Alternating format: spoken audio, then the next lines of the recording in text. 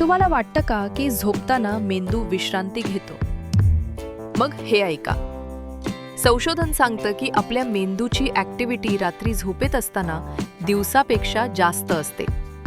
हो, झोपेत असताना आपल्या मेंदूमध्ये नवीन माहिती प्रोसेस होते, आठवणी साठवल्या जातात आणि शरीराचा रिपेअर मोड सुरू होतो.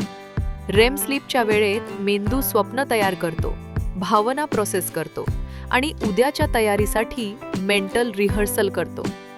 म्हणूनच काही वेळा झोपेत नवीन कल्पना सुचतात किंवा रात्री विचार अधिक खोल जातात.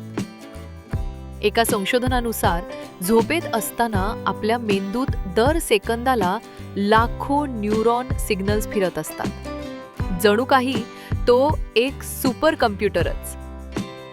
आश्चर्य वाटलं ना? अशाच भन्नाट गोष्टींसाठी फॉलो करा आणि बघत राहा.